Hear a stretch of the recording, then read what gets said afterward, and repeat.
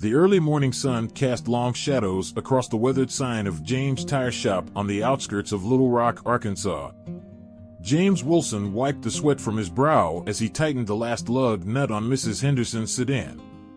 His calloused hands told the story of countless hours spent fixing flat tires and performing repairs for the steady stream of travelers who found their way to his humble establishment. "There you go, Mrs. Henderson. Good as new," he said, managing a smile despite the weight of worry that had become his constant companion. The elderly woman handed him a few crumpled bills, adding a homemade apple pie as she always did, knowing his situation.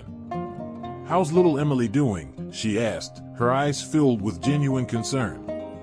James's smile faltered slightly. She's hanging in there. The doctors still can't figure out what's wrong." He glanced at his watch, knowing it was almost time for Emily's medication. Back inside the small office attached to the shop, James found his 7-year-old daughter exactly where he'd left her, curled up on the worn leather couch that served as her bed during his workday. Her golden curls stuck to her forehead, damp with fever, but she still managed to beam at him with that radiant smile that made his heart ache with love and fear. "Daddy, Mrs. Henderson brought pie again?" Emily's voice was weaker than it had been months ago, but her spirit remained undiminished. "Sure did, sweetheart. Apple, your favorite." He sat beside her, smoothing her hair back. The heat radiating from her skin sent another wave of worry through him. The stack of medical bills in his desk drawer had grown thicker, and his savings had dwindled to almost nothing. Every specialist he'd taken her to had been baffled by her condition, the persistent fever, the crushing fatigue, the mysterious symptoms that seemed to worsen with each passing week.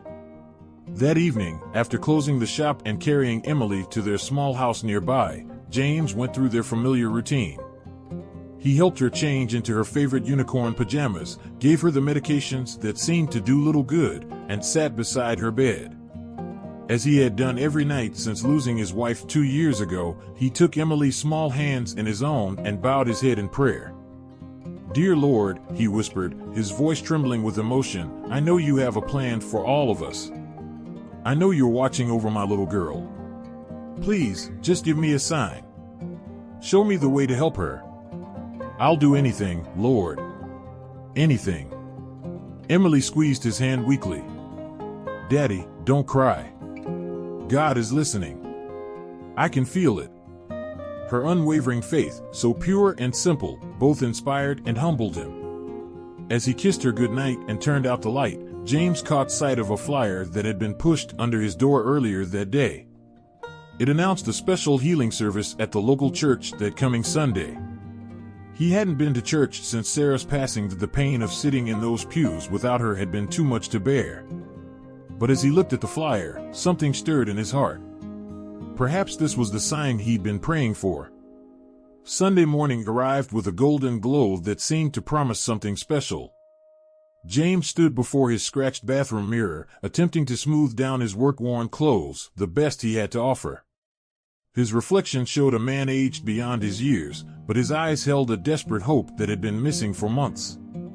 "Are you sure you're strong enough for this, sweetie?" he asked Emily, who sat on the edge of her bed, already dressed in her favorite sundress, the one Sarah had bought her before she left them. "I want to go, Daddy," Emily insisted, though her voice was barely above a whisper. "Mrs. Henderson says that sometimes God works in mysterious ways. Maybe this is one of those times." The drive to St. Michael's Cathedral was short, but to James, it felt like crossing an ocean. The imposing stone building stood in stark contrast to the humble chapel where he and Sarah had married.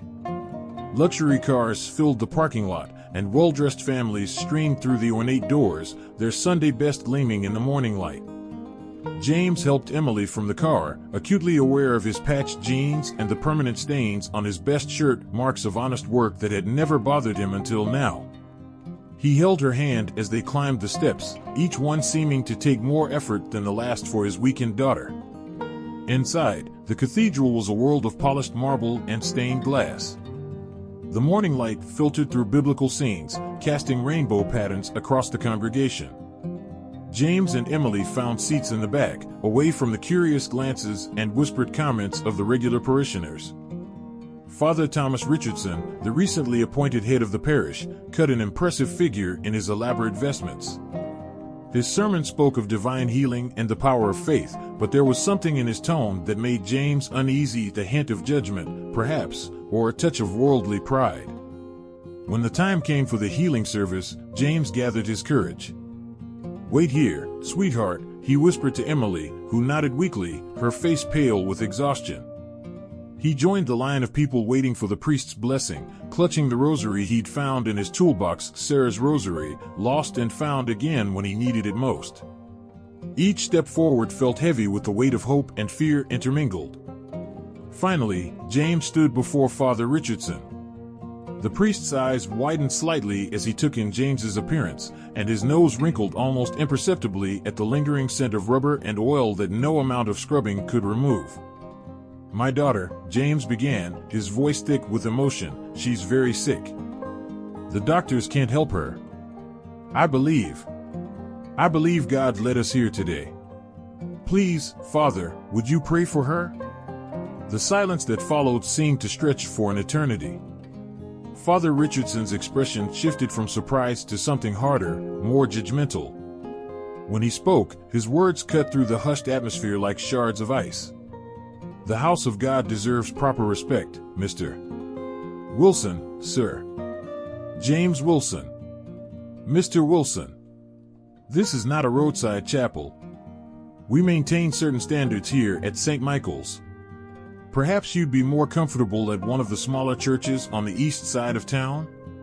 The cathedral fell silent, hundreds of eyes fixed on the scene unfolding before the altar. James stood rooted to the spot, his work-worn hands still clutching Sarah's rosary. The weight of judgment pressed down on him from all sides, but as he thought of Emily waiting in the pew behind him, something stirred in his soul, a strength he didn't know he possessed. "Father," James spoke, his voice quiet but clear, carrying to every corner of the hushed cathedral. "I may not have fine clothes or a respected position in this community, but I know something about God's love. It doesn't care about the cut of your suit or the shine of your shoes. It cares about what's in here." He pressed his hand to his heart. A murmur rippled through the congregation. Father Richardson's face flushed with anger, but before he could respond, a small voice rang out from the back of the church. "Daddy's right." Emily had somehow found the strength to stand. She swayed slightly but remained upright, her face pale but determined. Jesus didn't wear fancy clothes either. He loved everyone the same. The simple wisdom of a child's faith cut through the tension like a shaft of sunlight through storm clouds. Several people in the congregation shifted uncomfortably in their seats, while others nodded in quiet agreement. James walked back to his daughter, scooped her into his arms, and headed for the door. But before they could leave, an elderly woman in an expensive suit stood up. It was Mrs. Catherine Blackwood, one of the city's most prominent philanthropists. "Wait," she called out. "Please wait, Mr. Wilson." She approached them, her eyes fixed not on James's shabby clothes, but on Emily's brave face. "I lost my daughter to illness many years ago," she said softly. "I would have given everything I owned, all my fine clothes, my social status, everything to have had more time with her. Your faith, it reminds me of what truly matters." Mrs. Blackwood turned to Father Richardson, her voice taking on a steel edge that spoke of years of influence in the community. "I believe we've strayed from our path, Father. This man and his daughter have shown us what true faith looks like. Perhaps it's time for St. Michael's to remember its true purpose." The atmosphere in the cathedral shifted palpably. People began to stand, one by one, then in groups. Mrs. Henderson, who had followed James to the service, spoke up from her seat near the middle. "James Wilson fixes our cars and never charges extra for those who can't afford it. He helps stranded travelers in the middle of the night. If that's not Christian charity, I don't know what is." Emily, still in her father's arms, suddenly gasped. A strange sensation was spreading through her body, not the familiar weakness and fever, but something different. Something that felt like warmth and light and hope all mixed together. The color began returning to her cheeks, and her breathing became easier for the first time in months. Mrs. Blackwood's revelation at the church was just the beginning of an extraordinary series of events. As Emily's strength continued to return mysteriously, James discovered a weathered photograph tucked inside Sarah's old rosary, one that would shake the foundations of everything he thought he knew. The image showed a much younger Mrs. Blackwood standing next to a familiar face, Sarah's mother, Elizabeth, who had disappeared 20 years ago. On the back, a handwritten note read, "Sisters in faith, bound by a promise." "Impossible," James whispered, his hands trembling as he studied the photograph in his tiny kitchen. Emily was sleeping peacefully for the first time in months, her fever completely gone. The events at the church had triggered something miraculous, but now James wondered if there was more to Mrs. Blackwood's intervention than simple compassion. The next morning, a sleek black car pulled up to the tire shop. Mrs. Blackwood emerged, looking less like the polished socialite from church and more like a woman carrying the weight of decades of secrets. "I suppose you found the photograph," she said without preamble. "I've been waiting for this moment for 20 years, James. Your wife Sarah, she never knew the truth about her mother. About me. About why Elizabeth had to leave." James leaned against his workbench, trying to process this revelation. "Mrs. Blackwood, what are you saying?" "Please, call me Catherine. Elizabeth and I weren't just friends, we were part of a secret circle of healers. Women who could channel divine energy to help others. But there were those in the church who saw our gift as blasphemy. Elizabeth had to disappear to protect Sarah, to protect our legacy." As if on cue, Emily appeared in the shop's doorway, looking healthier than she had in months. "Daddy, I had a dream about Grandma Elizabeth. She was surrounded by golden light, just like the light I saw in church." Catherine's eyes filled with tears. The gift, it skipped Sarah but passed to Emily. That's why the doctors couldn't help her, she wasn't sick. She was transforming, coming into her power. Just like Elizabeth did at her age. The implications of this revelation staggered James. The mysterious illness, Emily's unwavering faith, the miraculous recovery, everything began to take on new meaning. But before he could fully grasp it all, Father Richardson's expensive car screeched to a halt outside the shop. The priest burst in, but he wasn't alone. With him was an elderly woman who made Catherine gasp in shock. Though 20 years had aged her, Elizabeth's eyes were unmistakable, the same eyes that Sarah had passed on to Emily. "I hoped I'd never have to return," Elizabeth said softly, her gaze moving from Catherine to James, and finally resting on Emily. "But when Thomas told me about what happened in church, about a child with the gift, I knew it was time. The church has changed, Catherine. We don't have to hide anymore." The revelation of Elizabeth's return sent shockwaves through the small group gathered in James's tire shop. Father Richardson, who had seemed so coldly judgmental just days before, now stood with his head bowed in reverence. "I owe you an apology, James," the priest said, his voice heavy with regret. "When I first came to St. Michael's, I found old records and documents about the Circle of Healers. I've spent months trying to understand, to find them. That's why Elizabeth is here. She's been helping me document their work, their true connection to the divine." Emily walked up to Elizabeth, reaching for her grandmother's hand without hesitation. The moment their fingers touched, the air in the shop seemed to shimmer with an ethereal light. Tools on the walls began to vibrate gently, and the sunlight streaming through the windows took on a golden hue. "The gift grows stronger when we're together," Elizabeth explained, smiling at her granddaughter. "Catherine and I, we were part of a sacred tradition dating back centuries. Women who could channel divine energy to heal, to restore, to bring light to darkness. But fear and misunderstanding drove us into hiding." James watched in amazement as his daughter's entire being seemed to glow with an inner light. The same light he'd seen in Sarah during their happiest moments, though he hadn't understood it then. "Sarah, did she know about any of this?" "No," Catherine interjected softly. "Elizabeth made the painful choice to leave before Sarah could discover her heritage. It was safer that way, during darker times. But now the world is ready," Father Richardson completed. "The church is ready. That's why I've been searching. We need to bring healing back to its rightful place, not through judgment or exclusion, but through love and acceptance. But even as he spoke these words, a commotion erupted outside. The parking lot had filled with people from the congregation, led by Bernard Maxwell, the church's most conservative elder. They carried signs denouncing false healers and heretics. "You see?" Elizabeth's voice trembled. "Some things haven't changed as much as we hoped." Emily, however, showed no fear. She walked to the shop's entrance, her small figure silhouetted against the angry crowd. When she spoke, her voice carried with unexpected strength.